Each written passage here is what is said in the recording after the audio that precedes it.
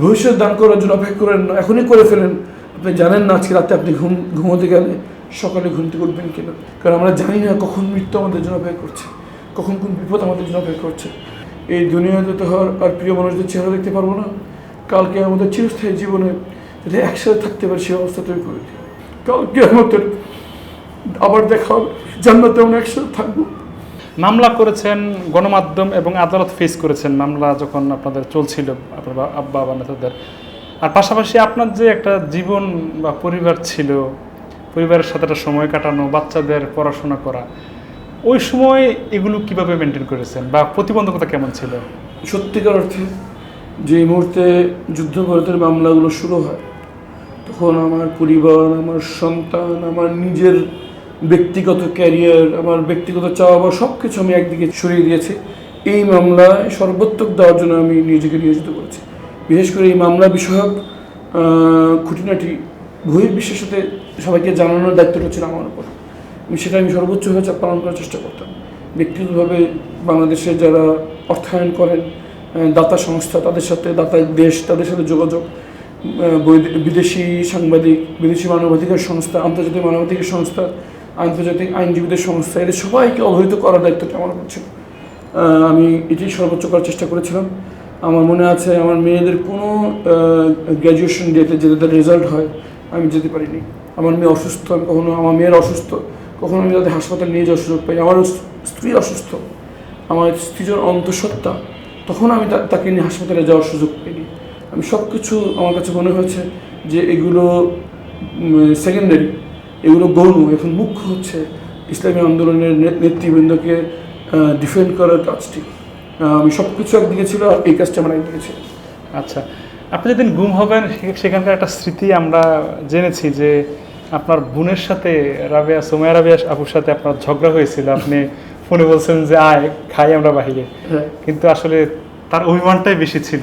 পরবর্তীতে আবার 8টা বছর চলে গেল আর কি, একটু স্মৃতিগুলো কি মনে পড়ে কিনা? আল্লাহু আকবার। না, আসলে ওই সময়গুলো, সে 8টি বছর অন্ধকার ঘরে বারবার তখন এই আপনজনদের চেহারা মনে হতো, আর খুব আফসোস হতো যে আমি তো তাদের অধিকার রক্ষা করতে পারিনি।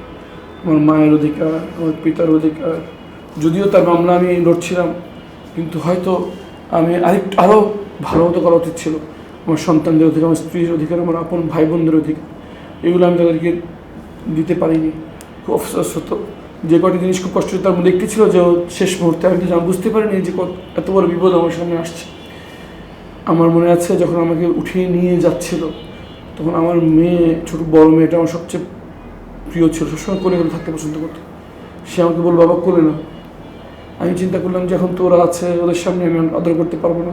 আমার বলছিলাম জেলখানে তো ওদের সাথে দেখা হবেই, তখন আদর করে দিও। কিন্তু সে 8টি বছর প্রতিটি মুহূর্তে আমাকে খুব কষ্ট দিয়েছে যে যদি জানতাম এভাবে পরিবার থেকে বিচ্ছিন্ন করে দেবে, তাহলে শেষ যাওয়ার আগ মুহূর্তে অন্তত বাচ্চাদেরকে একটু জড়িয়ে ধরে আদর করে দিয়ে দিতাম। কোমলে গালে চুমু দিয়ে বলতাম যে বাবা কালকে আমাদের আবার দেখা হবে, জান্নাতে আমরা একসাথে থাকবো। এতটুকু বলতে পারিনি। এই কষ্ট আমাকে খুব করে খেয়েছে।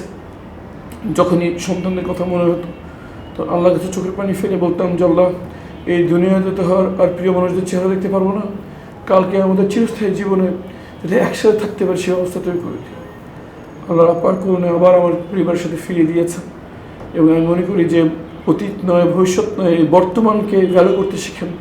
এটা কিন্তু ইসলামের শিক্ষা, কারণ আমরা জানি না কখন মৃত্যু আমাদের জন্য অপেক্ষা করছে, কখন কোন বিপদ আমাদের জন্য অপেক্ষা করছে।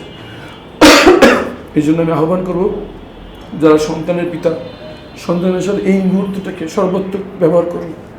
যারা এখন কোনো দান করার মতো অবস্থা আছেন, ভবিষ্যৎ দান করার জন্য অপেক্ষা করেন না, এখনই করে ফেলেন। আপনি জানেন না আজকে রাতে আপনি ঘুমোতে গেলে সকালে ঘুম থেকে উঠবেন কিনা। যদি কোনো কারো কাছে ক্ষমা চাওয়ার থাকে এখনই চেয়ে ফেলুন। আপনি জানেন না এই ক্ষমা চাওয়ার সুযোগটা পাবেন কিনা। 8টি বছর আমার এটি বাবা মনে হয়েছে। আমি মনে করি সর্বক্ষণিক মৃত্যুর জন্য তৈরি হয়ে থাকা ইসলামের শিক্ষা এবং বুদ্ধিমানের কাজ।